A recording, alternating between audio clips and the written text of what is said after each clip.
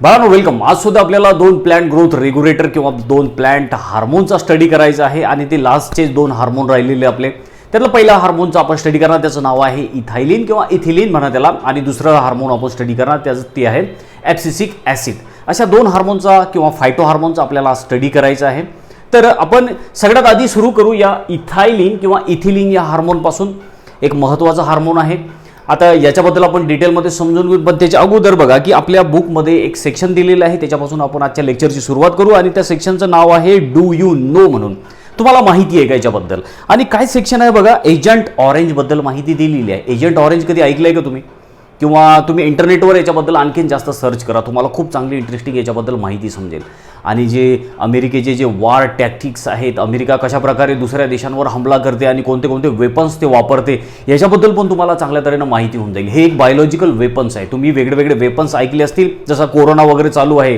काही लोक म्हणतात की चायनाने हा व्हायरस तयार केला प्रयोगशाळेमध्ये, कारण की दुसरे देश त्याच्यापासून परेशान झाले पाहिजे. म्हणजे कोरोनाचा किंवा या कोरोना व्हायरसचा चायनाने बायोलॉजिकल वेपन्स म्हणून वापर केलेला आहे, एक हत्यार म्हणून वापर केलेला आहे, ज्याला हत्यार म्हणतो आपण. आता फिजिकल हत्यार किंवा तलवार किंवा भाल्यांचा जमाना नाही आहे, तर अशा प्रकारचे पण युद्ध आजकाल लढल्या जातात. तर अमेरिकेने पण अशाच प्रकारचे खूप सारे युद्धाचे टेक्निक्स वापरले. त्याच्यातलं जे एक होतं ते म्हणजे एजंट ऑरेंज.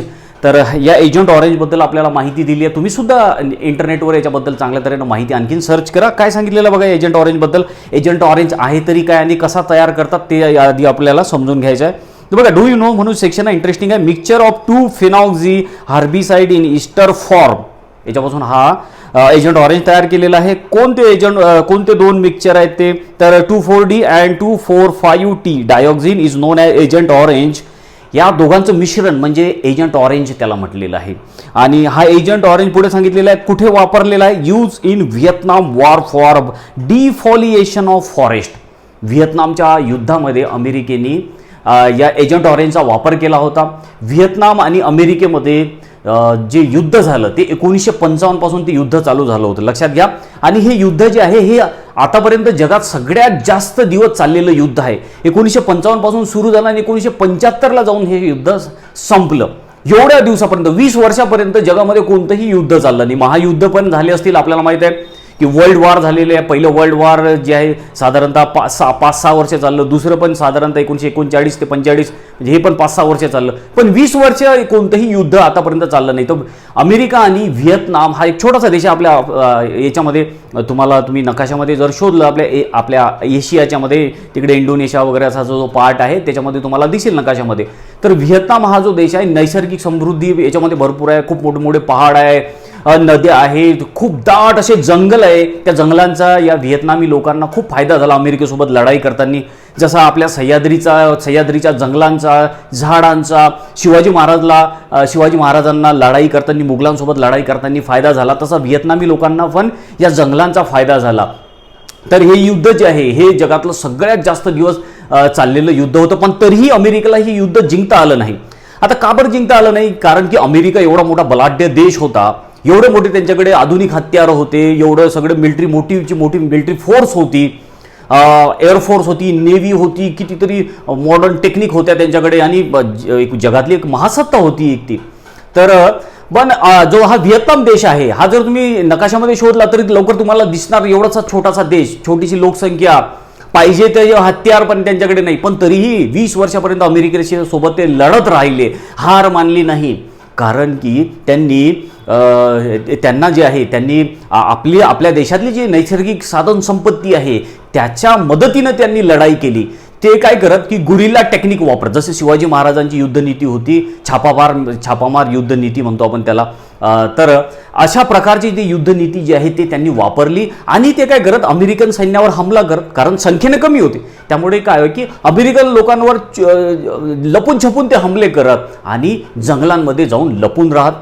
मग आता होते काय की अमेरिकेचं जे एअरफोर्स वगैरे होते, हेलिकॉप्टर वगैरे, तर त्या एकदम घनदाट जंगल होते ते व्हिएतनामचे. त्याच्यामुळे ते जे लपलेले लोक आहे जंगलामध्ये व्हिएतनामचे ते दिसत नव्हते त्यांना. मग कितीही प्रयत्न केले, किती तुमच्याकडे मॉडर्न टेक्नॉलॉजी असले, किती हत्यार असले, पण शत्रू जर दिसत नसला तर तुमच्या हत्यारांचा काही फायदा होणार नाही. मग अमेरिकन लोकांच्या लक्षात आलं ते की हे जे लोक आहे हमला करून या गर्द झाड्यांमध्ये, गर्द झाडींमध्ये, जंगलांमध्ये या झाडांचा आसरा घेऊन ते लपतात म्हणून आपल्याला दिसत नाही. मग त्यांनी काय केलं, एक एजंट तयार, एक प्रयोगशाळेमध्ये केमिकल तयार केलं, त्यांना नाव दिलं त्यांनी एजंट ऑरेंज. आणि हे एजंट ऑरेंज एवढं डेंजर होतं, त्यांनी 40,000 स्क्वेअर किलोमीटरवर पसरलं. ते एवढं 40,000 स्क्वेअर किलोमीटर एकरभर असं पसरलेलं. असं काही इंटरनेटवर काही आकडे पण दिलेले आहेत, ती तुम्हाला आणखीन इंटरेस्टिंग वाटेल तुम्हाला वाचताना.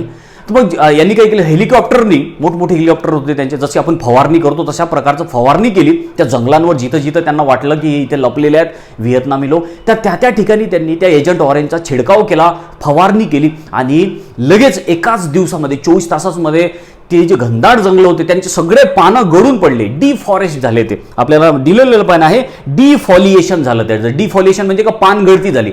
मग अशा तऱ्हेनं मग जे लपलेले होते जंगलामध्ये ते सगळे क्लिअर मग त्या अमेरिकन सैन्याला दिसायला लागले. पण ते पण व्हिएतनामी पण हुशार होते. मग त्यांनी जंगलांचा आसरा सोडून मग त्यांनी बंकर तयार केले. त्या बंकरमध्ये खाली जमीनच्या आतमध्ये जाऊन ते लपले. कितीतरी 5-5, 6-6 वर्ष ते त्या बंकरच्या आतमध्ये ज्याला आपण भुयार म्हणतो किंवा भुयारी मार्ग म्हणतो, असे भुयारी मार्ग तयार करून ठेवले होते त्यांनी. तर अशा तऱ्हेनं चिवट असा लढा दिला. पण शेवटी अमेरिकेला हार मानून तिथून व्हिएतनाममधून बाहेर पडावंच लागलं. आणि मग तुम्हाला आणखीन एक इंटरेस्टिंग गोष्ट सांगतो मी याच्याबद्दल. बघा, आपण महाराष्ट्राची आहे, आपलं शिवाजी महाराज आपले आदर्श आहेत, तर त्यांच्याबद्दल आणखीन तुम्हाला अभिमान वाटेल की खूप दिवसानंतर मग परराष्ट्रमंत्री तिचे जे अमेरिकेचे आहे, व्हिएतनामचे जे आहेत, ते व्हिएतनामचे परराष्ट्रमंत्री आपल्या भारताच्या दौऱ्यावर आले. आणि मग सगळ्या पत्रकार लोकांनी त्यांना विचारलं की एवढा अमेरिकासारख्या बलाढ्य देशाच्या विरुद्धही तुम्ही 20 वर्ष लढत राहिले, हार मानली नाही, याचं कारण काय आहे? मग त्या परराष्ट्रमंत्र्यांनी सांगितलं की आमचं जिंकण्याचं श्रेय जे आहे हे तुमच्याच एका राजाला जातं. 16व्या शतकामध्ये तो राजा होऊन गेला. त्यांनी जे इथे टेक्निक वापरलं तेच टेक्निक आम्ही आमच्या देशामध्ये वापरलं. गुरिल्ला वॉरफेअर म्हणतात त्याला, छापामार युद्धनीती म्हणतात त्याला. मग सगळे पत्रकार अचंबित झाले आणि त्यांनी विचार केला की असा कोणता राजा होता आपल्या देशामध्ये की ज्यांच्यापासून या व्हिएतनामी लोकांनी पण प्रेरणा घेतली आणि हे पण अमेरिकेसोबत लढत राहिले एवढ्या दिवसापर्यंत. तर त्यांनी सांगितलं छत्रपती शिवाजी महाराज. त्यांनी जे मुघलांविरुद्ध, आज सांगताना पण माझ्या अंगावर असे काटे उभे राहतात, तर तुम्ही हे विचार करा की किती आपल्यासाठी अभिमानाची गोष्ट आहे की शिवाजी महाराजांची त्यांची ही टेक्निक वापरली व्हिएतनामी लोकांनी आणि या अमेरिकेसारख्या देशाला पण त्यांनी नमवून सोडलं, जिंकू दिलं नाही. तर अशा प्रकारचं हे युद्ध होऊन गेलं, जगातलं सगळ्यात जास्त दिवस चाललेलं युद्ध. आणि ह्या एजंट ऑरेंजबद्दलची माहिती पण लक्षात ठेवा, इंटरेस्टिंग आहे. याच्याबद्दल आणखीन जास्त जाणून घ्या, इंटरनेटवर जा. आपला काही अभ्यासाचा हा पार्ट नाही, जस्ट फक्त तुम्हाला एक इंटरेस्ट आला पाहिजे म्हणून मी तुम्हाला समजून सांगितलं. आता आपल्या पॉईंटकडे आपण वळूया आणि आपल्या आजच्या प्लांट ग्रोथ हार्मोनपासून सुरुवात करू. इथायलिन किंवा इथिलिन तुम्ही म्हणू शकता, केमिस्ट्रीमध्ये जे काही तुम्ही प्रोनाऊन्सिएशन करता. तर आपल्याला याच्याबद्दल काय काय माहिती सांगितलेलं बघा. It is the only gaseous growth regulator. हे जे प्लांट हार्मोन आहे किंवा फायटो हार्मोन म्हटलं जातं त्याला. तर आतापर्यंत जे 3 बघितले आपण ते ग्रोथ प्रमोटर म्हणून ओळखल्या जातात. आणि आता जे आपल्याला 2 शिकायचे आजच्या लेक्चरमध्ये, हे ग्रोथ इनहिबिटर आहेत, हे ग्रोथला थांबवणारे आहेत. इथिलिन पण आहे त्याच्यामध्ये किंवा इथायलिन पण आहे आणि ॲब्सिसिक ॲसिड, हे 2 ग्रोथ इनहिबिटर आहेत, ग्रोथला थांबवतात हे. तर त्यातलं हे जे इथायलिन आहे हे गॅसियस स्टेटमध्ये असलेलं हे हार्मोन आहे. हे पण लक्षात ठेवायचं तुम्हाला. 5ही हार्मोनपैकी हे एकमेव हार्मोन आहे जे गॅसियस स्टेटमध्ये सापडते. त्यानंतर पुढे सांगितलेलं आहे जो डेनी नावाचा सायंटिस्ट होता त्यांनी काय केलं, 1924 मध्ये reported ethylene is effective in fruit ripening. हा जो डॅनी नावाचा सायंटिस्ट होता यांनी सांगितलं की जे इथायलिन आहे ते फ्रूट रायपनिंगमध्ये आवश्यक आहे किंवा जे फळं पिकतात ते फळं कोणामुळे पिकतात, तर इथायलिनमुळे पिकतात असं या डॅनीने सांगितलं. त्यानंतर क्रॉकर नावाचा जो सायंटिस्ट आहे 1930 मध्ये काय म्हणतो, propose that the ethylene is the plant hormone responsible for fruit ripening. हा क्रॉकर 1930 मध्ये आपल्याला सांगतो की फळं जे पिकतात तर त्या फळं पिकण्यासाठी जबाबदार कोण आहे, तर इथायलिनच जबाबदार आहे. त्यानंतर पुढे आणखीन एक सायंटिस्ट आला आणि त्याचं नाव आहे गेन. 1934 मध्ये गेन काय म्हणतो आपल्याला, establish that the plant naturally synthesize ethylene. Gane म्हणतो की प्लांट जे आहे नॅचरली प्लांटच्या बॉडीमध्ये, प्लांटच्या शरीरामध्ये इथायलिन तयार होत असतो, हा गॅस तयार होत असतो. पुढे आपल्याला माहिती सांगितलेलं आहे it is the simple hydrocarbon with essential role in fruit ripening. तर इथायलिन कसं आहे, हा गॅसियस हायड्रोकार्बन आहे, हे पण लक्षात ठेवा. With essential role in fruit ripening, आणि फ्रूट रायपनिंग फळं पिकण्यासाठी आवश्यक आहे. जसं फळं आपण सगळेजण खातो, पण ते फळ पिकल्याशिवाय त्याची मजा येणार नाही, त्याची टेस्ट लागणार नाही, म्हणून फळ पिकण्यासाठी इथायलिन मदत करत असते. हे पण आता लक्षात ठेवा. जेव्हा जेव्हा तुम्ही पिकलेले फळं खाणार तेव्हा लक्षात ठेवायचं, हे पिकलेलं फळ कोणामुळे पिकलेलं आहे, कोणत्या हार्मोनमुळे पिकलेलं आहे, इथायलिनमुळे पिकलेलं आहे, हे पण लक्षात ठेवा. त्यानंतर आपल्याला पुढे सांगितलेलं आहे, the most widely use compound as a source of ethylene is ethephon or इफ्रेट. आता लक्षात घ्या की इथायलिन तयार व्हायसाठी किंवा इथायलिन ज्याच्यापासून तयार होते, ज्या सोर्स पासून तयार होते, त्या सोर्सचं नाव आहे इथोफोन किंवा इफ्रेट असं पण याला म्हटलं जातं. लक्षात ठेवायच्यावर क्वेश्चन पण येऊ शकतो की इथिलिन जो आहे किंवा इथायलिन जो आहे याचा सोर्स कोणता आहे, कशापासून तयार होतो, इथेफोन किंवा इथ्रेट पासून हा तयार होतो. आता याच्याबद्दल आणखीन याला जुळून या इथेफेन आणि इफ्रेट याला जोडूनच एक माहिती आपल्याला आपल्या बुकमध्ये सांगितलेली आहे. आणि काय माहिती आहे बघा, परत एक सेक्शन आहे डू यू नो म्हणून, आणि याच्यात काय सांगितलेलं बघा, इफ्रेट किंवा इथेफोन जो आहे is a two chloroethyl phosphoric acid. हे केमिकल नेम आहे याचं. काय आहे इथेफोनचं केमिकल नेम काय आहे, two chloroethyl phosphoric acid which release ethylene after dissolving in water. जर आपण इथेफोनला वॉटरमध्ये डिझॉल्व्ह केलं तर याच्यापासून काय तयार होईल, याच्यापासून इथायलिन तयार होईल. लक्षात आलं ना, किती सिंपल. केमिस्ट्रीमध्ये तुम्हाला माहित असेल. तर इथेफोनला कशामध्ये टाकायचं आहे, वॉटरमध्ये, आणि याच्यामध्ये याला जर वॉटरमध्ये टाकलं तर इथायलिन तयार होतो, हा गॅस तयार होतो, हे हार्मोन तयार होते. पुढे आपल्याला सांगितलेलं आहे, it is synthesised in root, shoot, apical meristem, ripening fruits. कुठे कुठे तयार होतो हा इथायलिन, तर रूटमध्ये तयार होतो झाडाच्या, शूटमध्ये झाडाच्या तयार होतो, अपिकल मेरिस्टेममध्ये तयार होतो, त्याचबरोबर रायपनिंग फ्रूट जे आहेत, जे फळं पिकणारे फळं आहेत त्यांच्यामध्ये हा इथायलिन तयार होतो. त्याच्याबद्दल इथायलिनबद्दल आपल्याला हे माहिती सांगितलेलं सुरुवातीचा इंट्रोडक्टरी पार्ट सांगितलेला आहे. आता याचा जो ॲक्च्युअल रोल आहे, फिजिओलॉजिकल रोल किंवा ॲप्लिकेशन, ते पण आपण समजून घेऊ. ते सगळे ॲप्लिकेशन मी तुम्हाला आधी बोर्डवर लिहून देतो आणि मग आपण 1 बाय 1 करून ते एक्सप्लेन करून घेऊ. बाळांनो, इथायलिन या हार्मोनचं पहिलं ॲप्लिकेशन आहे ते आहे it promote the ripening of fruits like banana, Apple, mango. हे जे आपण फळं खातो, बनाना, ॲपल, मँगो, हे कशामुळे पिकतात, कोणत्या हार्मोनमुळे पिकतात, तुम्हाला क्वेश्चन पण येऊ शकते. लक्षात घ्या. तर जेव्हा जेव्हा तुम्ही फळं खाणार हे पिकलेले, तर लक्षात ठेवायचे हे कोणामुळे पिकलेले आहे, कोणत्या ग्रोथ रेग्युलेटरमुळे, हार्मोनमुळे पिकलेले आहे, इथायलिन हार्मोनमुळे पिकलेले आहे. त्यानंतर पुढे आपल्याला सांगितलं stimulate the initiation of lateral roots in plant. जे प्लांटचे लॅटरल रूट्स आहेत, जसं आता हे प्लांट आपण काढलेलं आहे, हे आपण त्याचे लीव्ज, पानं वगैरे दाखवलेले, हे खाली रेड कलरने आपण त्याचे रूट शो केलेले आहे. हे त्याचं मेन रूट आहे आणि साईडला हे गेलेले पसरलेले लॅटरल रूट्स आहेत. हे लॅटरल रूटची डेव्हलपमेंट कोणामुळे होते, इथायलिनमुळे होते. त्यानंतर पुढे सांगितलेलं आहे and break the dormancy of bird and seeds. या प्लांटचे जे काही बर्ड असतील, बर्ड असतात ना असे डोळे म्हणतो आपण त्याला, ते बर्ड जे आहे त्या बर्डचं डॉर्मन्सी कोणामुळे ब्रेक होते, इथायलिनमुळे. जर फॉर एक्झाम्पल हा बर्ड आहे, या प्लांटला आपण दाखवलेला, हा जसं की हा एक बर्ड आहे, ठीक आहे. आता हा बर्ड तसाच पडू नये, डॉर्मन्सी म्हणजे काय, निस्तेज पडू नये, काहीच ऍक्टिव्हिटी नाही याच्यामध्ये. पण इथायलिनमुळे काय होते की हा बर्ड जो आहे याचा डॉर्मन्सी ब्रेक होऊन जाते आणि या बर्डमधून मग एखादं जसं लीव्स तयार होऊ शकते किंवा एखादी ब्रांच निघू शकते, याच्यातून फांदी पण निघू शकते. तर हे कोणामुळे झालं, तर हा बर्ड आधी सुस्त पडून होता, पण मग याची डॉर्मन्सी ब्रेक झाली कोणामुळे, इथायलिनमुळे. त्याचबरोबर एखादं बी असलं, सीड असलं, ती बी तसंच पडू नये, पण मग इथायलिन सोबत जर त्याची ट्रीटमेंट केली, इथायलिन जर त्याच्यावर आपण शिंपडलं किंवा इथायलिन जर आपण त्याच्यावर टाकलं, गॅसच आहे तो, तर इथायलिन जर आपण त्याच्यावर टाकलं त्या सीडवरती, तर ते सीड अंकुरित होणार, त्याच्यातून झाड निघणार.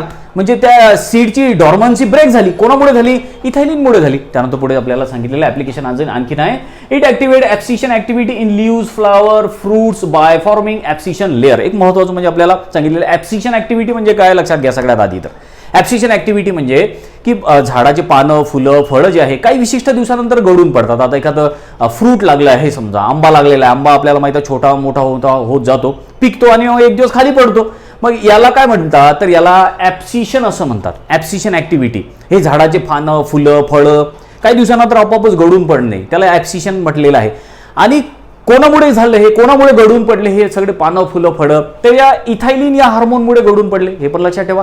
कसे गळून पडतात, जसं की आता फॉर एक्झाम्पल हे आहे एखादं लीव जे आहे झाडाचं, ठीक आहे, पान आहे, झाडाचं पान आहे, आणि या पानाच्या आजूबाजूला इथे पानाला, हे पान या झाडाचं आणि हे जे स्टेम आहे, तर याच्यामध्ये एक ऍब्सिशन लेअर तयार होऊन जाते. काय म्हटलं, ऍब्सिशन लेअर. आणि ते ऍब्सिशन लेअर तयार झाली की ते पान आपोआप झाडाचं गळून पडून जाते.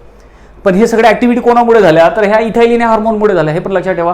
पुढे सांगितलेलं आहे ethylene inhibit the growth of lateral birds and cause apical dominance and retard flowering. पुढे महत्त्वाचं सांगितलेलं आहे. इथेलाइन काय करतो, इथिलीन काय करतो, इनहिबिट ग्रोथ. कोणाची ग्रोथ इनहिबिट करतो, कोणाची ग्रोथ थांबवतो, लॅटरल बर्ड्स. या झाडाचे जे लॅटरल बर्ड्स असतील, फॉर एक्झाम्पल हे झाड आहे, याचे जे लॅटरल बर्ड्स असतील याची ग्रोथ तो थांबवतो. आणि पुढे काय सांगितलेलं आहे, कॉज ॲपिकल डॉमिनन्स. आणि या इथायलिनमुळे ॲपिकल डॉमिनन्स होतो. ॲपिकल डॉमिनन्स आपण शिकलेला वारंवार, म्हणजे या झाडाचा हा वरचाच पार्ट वाढत जाईल, जे शेजारचे जे काही ब्रांचेस असतील ते वाढणार नाहीत, याला ॲपिकल डॉमिनन्स असं म्हणतात. तर हे कोणामुळे झालं, या झाडाचा हा वरचाच पार्ट वाढत चालला, सरळ वर चालत, त्या मानाने हे झाड असं जे साईडला आहे ते वाढणार नाही. कोणामुळे, तर या इथायलिनमुळे. म्हणजे याच्या अगोदर लक्षात घ्या, आपण सायटोकायनिन या हार्मोनमुळे शिकलो होतो की सायटोकायनिनमुळे ॲपिकल डॉमिनन्स जे आहे ते स्टॉप झालं होतं, पण इथायलिनमुळे ॲपिकल डॉमिनन्स होते, हे पण लक्षात ठेवा. या दोघांच्या क्रिया ह्या अपोजिट आहे एकमेकाच्या, या दोन्ही हार्मोनच्या. त्यानंतर पुढे सांगितलेलं अँड रिटार्ड द फ्लॉवरिंग. आणि फ्लॉवर थांबवते, हे हार्मोन जे फ्लॉवर थांबवते. हे जे झाड आहे, या झाडाला काही दिवसांचं फुलं येणं बंद होऊन जाईल. कोणामुळे, इथायलिन हार्मोनमुळे. पुढे सांगितलेलं it is associated with the enhancement of process of senescence of plant organs. आता एक लक्षात घ्या की सिनेसन्स म्हणजे काय, सिनेसन्स म्हणजे वृद्धावस्था, म्हातारपण म्हणतात त्याला, म्हातारपण. आता प्रत्येकाच्या आयुष्यामध्ये जो या पृथ्वीवर जी जन्म घेतो तो एक दिवस म्हातारा होतोच. प्रत्येकाच्या आपल्या आयुष्याचे टप्पे ठरलेले आपल्याला माहिती आहे की बालपण, तरुणपण, म्हातारपण. मग एक दिवस प्रत्येकाला मरणेच आहे. झाडाचं पण तसं, झाडाचे पण हळूहळू म्हातार व्हायला लागते ते झाड. आणि हे सगळे म्हातारपणाची ऍक्टिव्हिटी कोणामुळे होते, हार्मोन्स, त्या झाडाच्या हार्मोन्समुळे. आपलं पण तसंच आहे, आपल्या बॉडीमध्ये पण तसंच आहे. हे सगळं हार्मोनचाच खेळ आहे. आपण पुढे आपण आपल्याबद्दलचा एक चॅप्टर आहे, आपल्या बॉडीमध्ये कोणते कोणते हार्मोन्स तयार होतात, काय रोल आहे त्याचा, त्याच्यामध्ये आपण डिटेलमध्ये समजून घेऊ ते. तर झाडं जे म्हातारे होत चालले ते या इथायलिन हार्मोनमुळे होत चालले. पुढे सांगितलेलं आहे it inhibits flowering in most of the plants except pineapple. आता हे जे इथायलिन आहे हे इनहिबिट करते, फ्लॉवरिंगला थांबवते. एक्सेप्ट कोणा एक्सेप्शन आहे, पायनॅपल. पायनॅपलमध्ये हे फ्लॉवरिंग थांबवू शकत नाही, बाकी सगळ्या ठिकाणी फ्लॉवरिंग थांबवू शकते हे इथायलिन. त्यापुढे सांगितलं इट कॉज इपिनॅस्टी, म्हणजे ड्रुपिंग ऑफ लीव्स अँड फ्लॉवर. आता एक महत्त्वाचं लक्षात घ्या की इपिनॅस्टी म्हणजे काय किंवा ड्रुपिंग म्हणजे काय, की जे झाडाचे जे पानं आहेत, जसं की आपण बघतो इथे हे पानं आहेत किंवा या झाडाला जे फुलं वगैरे लागले ते अशा वरच्या दिशेने लागतात. पण कधी या इथायलिनमुळे काय होते की हे जे झाडाचे जे पानं आहे किंवा जे याला फुलं वगैरे लागलेले आहेत ते असे खालच्या दिशेनं झुकायला लागतात, खालच्या दिशेनं त्याची वाढ व्हायला लागते. अशा कंडिशनला इपिनॅस्टी असं म्हटलं जातं किंवा ड्रुपिंग म्हटलं जातं. लक्षात आलं तुमच्या, ड्रुपिंग म्हणजे काय की झाडाचे जे पानं फुलं आहेत ते असे वरच्या दिशेनं न वाढतात, ते असे खालच्या दिशेनं असं न होता असे होऊन जातात, त्याला इपिनॅस्टी असं म्हणतात. तर हे इपिनॅस्टी इफेक्ट किंवा इपिनॅस्टी काय ॲक्टिव्हिटी आहे ते लक्षात ठेवायची आहे तुम्हाला. त्यानंतर पुढे सांगितलेलं it increases activity of chlorophyllase enzyme causing degreening effect in banana and citrus fruits. आता बघ एक लक्षात घ्या की हे जे इथायलिन हार्मोन आहे याच्यामुळे काय होतं, increase activity of chlorophyllase enzyme. Chlorophyllase enzyme लक्षात ठेवा, क्लोरोफायलेज एन्झाईमची ॲक्टिव्हिटी या इथायलिनमुळे इन्क्रीज होते. मग काय होते त्याचा परिणाम म्हणून, हे हार्मोन्स, हे जे एन्झाईम जर वाढलं तर काय होईल, तर आपण बघा की आपण बनाना खातो, केळी खातो, त्याचबरोबर सिट्रस फ्रूट्स असं म्हटलेलं आहे. सिट्रस फ्रूट म्हणजे काय, त्याला मराठीमध्ये लिंबूवर्गीय फळे असं म्हणतात.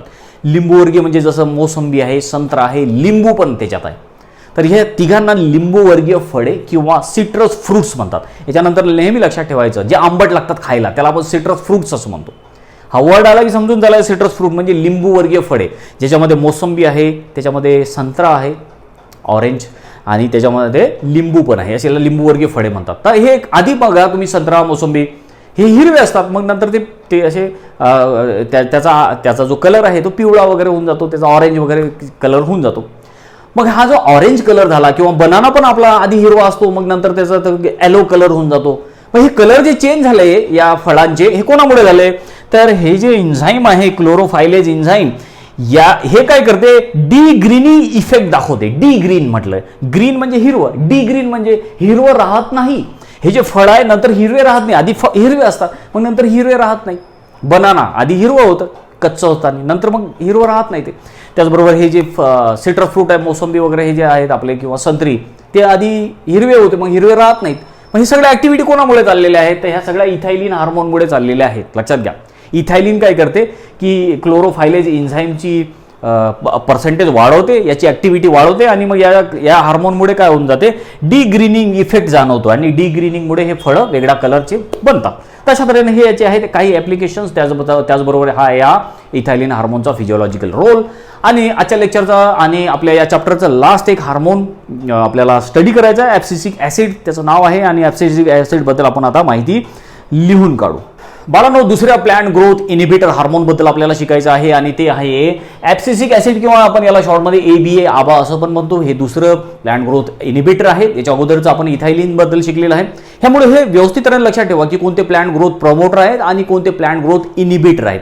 हे दोन प्लांट इनिबिटर आहेत, इथायलिन आणि ॲब्सिसिक ॲसिड. आता काय काय माहिती दिलेली आहे आपल्या याच्याबद्दल, याचा जनरल कॅरेक्टरिस्टिक्स, फीचर, याचा ऑक्युरन्स, याची डिस्कवरी, हे सगळं आपण समजून घेऊ आणि सगळ्यात शेवटी मग याचा फिजिओलॉजिकल रोल काय ते जाणून घेऊ. बघा काय सांगितलं आपल्याला, it is the natural growth inhibiting hormone. हे नॅचरली सापडणारं ग्रोथ इनिबिट करणारं हार्मोन आहे, ग्रोथला स्टॉप करणारं, ग्रोथला थांबवणारं हार्मोन आहे. पुढे सांगितलेलं आहे कॅरन्स अँड ॲडिओट, हे जे दोन सायंटिस्ट होते 1961 to 1965, या जवळपास 4-5 वर्षाच्या दरम्यान यांनी काही एक्सपेरिमेंट करून बघितलं आणि काही ऑब्झर्वेशन केले. काय ऑब्झर्व केलं या दोघांनी, या दोन सायंटिस्टनी observe that the shedding of cotton balls was due to chemical substance abscisin 1 and abscisin 2. आता हे जे कॉटन बॉल आहेत तुम्ही कधी बघितले का, कपाशीचं तुम्ही प्लांट बघितला आहे का, तर ते बोंड म्हणतो आपण त्याला कपाशी त्याच्यातून बाहेर येते. हे जे कॉटन बॉल आहेत हे कॉटन बॉल गळून पडत होते. कोणामुळे गळून पडत होते, हे कॉटन बॉल गळून पडत होते एका केमिकलपासून आणि त्या केमिकलचं नाव होतं ॲब्सिसिन 1 ॲब्सिसिन 2 असं यांनी ऑब्झर्व केलं या दोन सायंटिस्टनी, बरोबर आहे.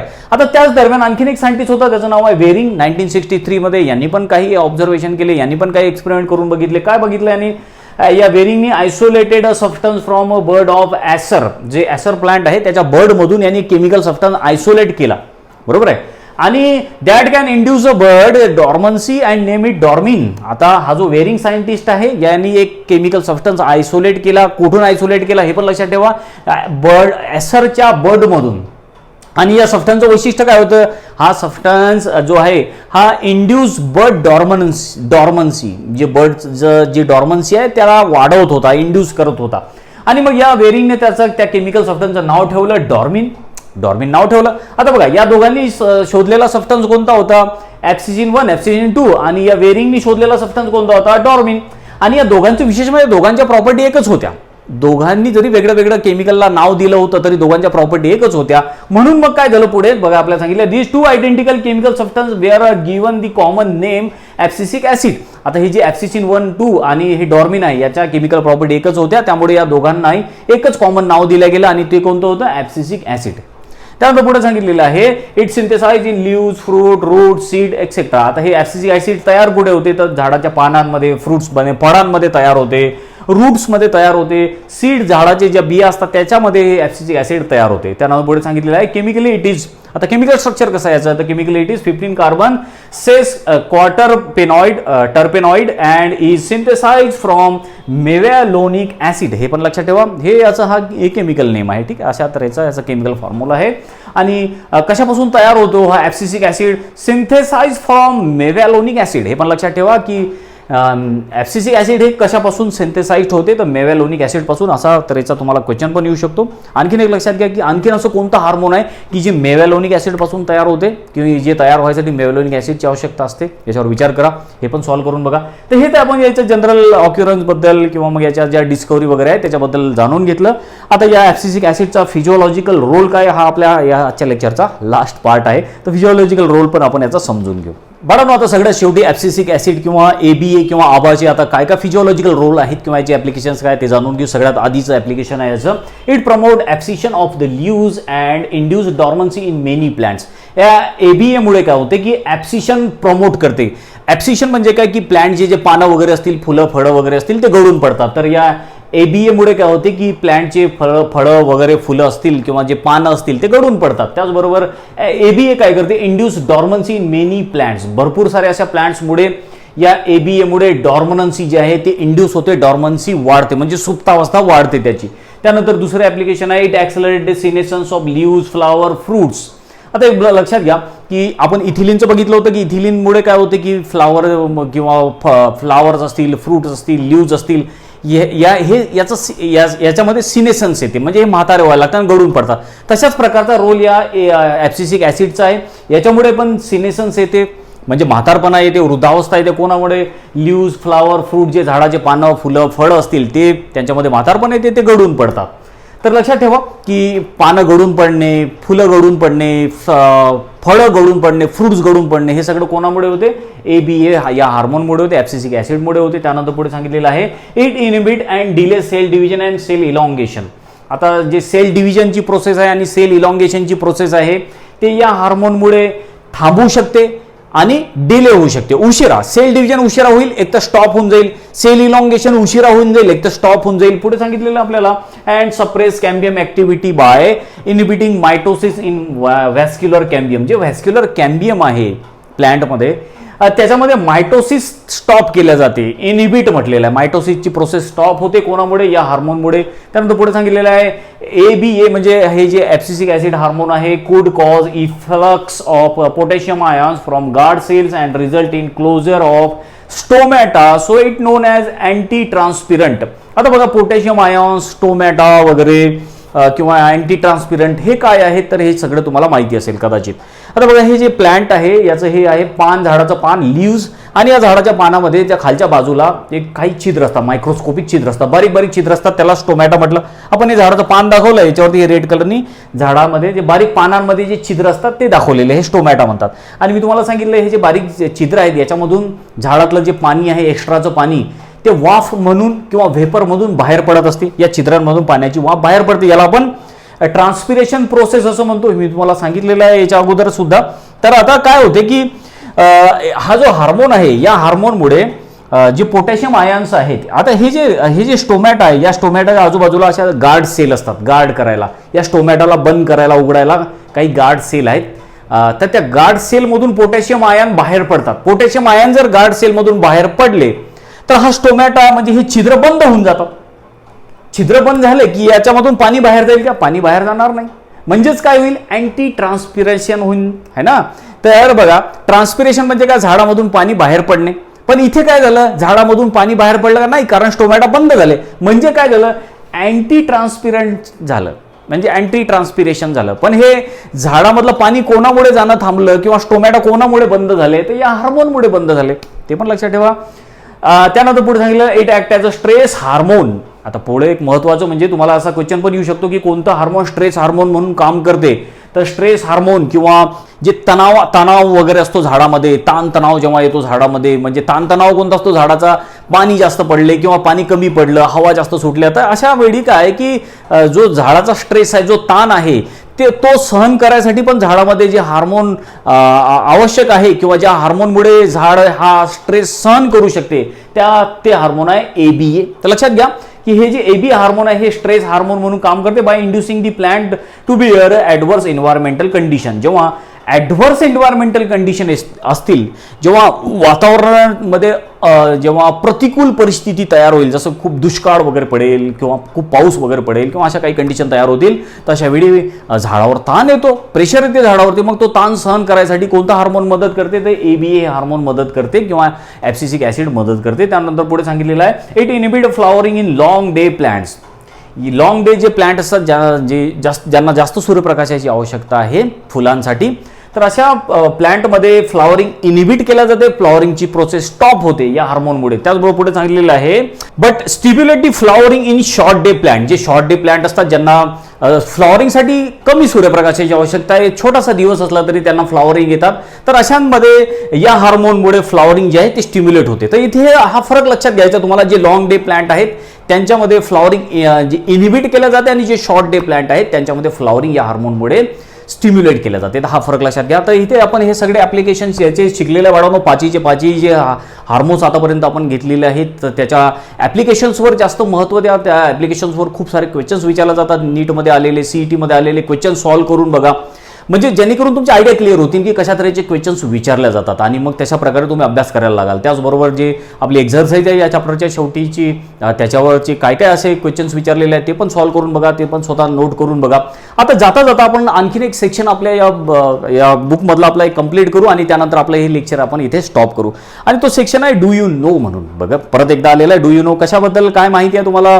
तर बायो एसे दिलेले आहेत वेगळे वेगळे. आपण 5 हार्मोन जे आतापर्यंत अभ्यास केलेला आहे त्याचे बायो एसे दिले आहे. बायो एसे म्हणजे काय असतात की हे जे आपण आतापर्यंत हार्मोन्स वगैरे शिकलो याचा बायोलॉजिकल वर्ल्डमध्ये काय यूज आहे, याचं काय महत्त्व आहे हे जाण्यासाठी काही टेस्ट केल्या जातात. बायो एसे म्हणतात त्याला. जसं की ऑक्झिन्स पहिलं हार्मोन दिलेलं आहे, याच्यासाठी ॲव्हेना कर्वेचर टेस्ट हा बायो एसे केला जाते. ॲव्हेना कर्वेचर टेस्ट कशासाठी केल्या जाते असा क्वेश्चन पण विचारला जातो. तर ॲव्हेना कर्वेचर टेस्ट हे जे आहे ऑक्झिनच्या हार्मोनसाठी केल्या जाते. तर आपण हे शिकलेलं पण आहे. डार्विन एक्सपेरिमेंट करून बघितलं होतं, आपण घेतलेलं होतं हे होतं. त्यानंतर बघा जिबेर्लिनसाठी अल्फा अमायलेज बायोएसे केला जातो. सायटोकायनिनसाठी क्लोरोफिल रिटेन्शन टेस्ट हा बायोएसे केला जातो. इथिलिनसाठी ट्रिपल पी टेस्ट, ABA याच्यासाठी inhibition of the alpha amylase test हे बायोएसे केल्या जातात. तर व्यवस्थित लक्षात ठेवा, याच्यावर क्वेश्चन्स पण विचारला जाऊ शकतात. त्यानंतर आणखीन एक सेक्शन आहे इंटरनेट माय फ्रेंड. इंटरनेटवर जाऊन तुम्हाला आन्सर शोधायचा आहे. Collect the information of synthetic plant hormone. आतापर्यंत आपण बरेचसे नॅचरल हार्मोन बघितले प्लांटमध्ये तयार होतात, पण काही प्रयोगशाळेमध्ये पण सिंथेटिक हार्मोन तयार होतात. तर असे कोणते सिंथेटिक हार्मोन आहे प्लांटचे जे प्रयोगशाळेमध्ये तयार केल्या जातात त्याची माहिती शोधा. आणि आता last section can you tell म्हणून आतापर्यंत बरेचसे आपण हार्मोनचा अभ्यास केलेला आहे, त्याच्यावरतीच हे काही क्वेश्चन्स विचारलेले बघा. Why is auxin called growth regulator. ऑक्झिनबद्दल आपण माहिती घेतलेली आहे, तर ऑक्झिनला ग्रोथ रेग्युलेटर का बरं म्हणतात याचा आन्सर येते का तुम्हाला बघा. त्यानंतर सेकंड क्वेश्चन आहे effect of gibberellin application on apple. ॲपलवर जर जिबर्लिनचा आपण छिडकाव केला, ॲप्लिकेशन जर जिबर्लिनची जर ॲपलवर ट्रीटमेंट केली तर जिबर्लिनचा ॲपलवर काय परिणाम होतो शोधा. त्यानंतर how can we overcome apical dominance. हो, ॲपिकल डॉमिनन्स आपण कशा प्रकारे ओव्हरकम करू शकतो हे लक्षात घ्या. मी याच्यावर तुम्हाला सांगितलेलं सुद्धा आहे कोणत्या हार्मोनमुळे ॲपिकल डॉमिनन्स हा रोखला जाऊ शकतो. तर ते आन्सर द्यायचा प्रयत्न करा. Which is standard bioassay method for auxins. आताच बघितलं आपण ऑक्झिनसाठी स्टँडर्ड बायोएसे मेथड कोणती आहे, ॲव्हेना कर्वेचर टेस्ट आहे. ABA is called stress hormone. ABAला स्ट्रेस हार्मोन का बरं म्हणतात आत्ताच शिकलो आपण जस्ट. ताण तणाव सहन करणारे हार्मोन आहे आणि का म्हणतात हे शोधायचं आहे तुम्हाला. तर अशा तऱ्हेनं बाळांनो हे सगळं आपण आतापर्यंत हे वेगळ्या वेगळ्या सेक्शनची माहिती घेतलेली आहे. तर इथे आजचं लेक्चर आपण स्टॉप करू. तर आतापर्यंत आपण हे 5ही आपल्याला जे ग्रोथ रेग्युलेटर प्लांट हार्मोन्स म्हणा किंवा फायटो हार्मोन्स त्याला म्हणतात, ह्या 5ही हार्मोनची माहिती आपण घेतलेली आहे. प्रत्येकाचा रोल आपण समजून घेतलेला आहे. या प्रत्येकाचा काय फिजिओलॉजिकल रोल आहे, याचं ॲप्लिकेशन काय आहे, याच्यावर क्वेश्चन विचारले जातात. त्यामुळे चांगल्या तऱ्हेने लक्षात ठेवा, चांगला अभ्यास करा, याच्यावरचे MCQ भरपूर प्रमाणात सॉल्व्ह करा. आता या लेक्चरमध्ये आपण इथेच थांबू. Thank you very much.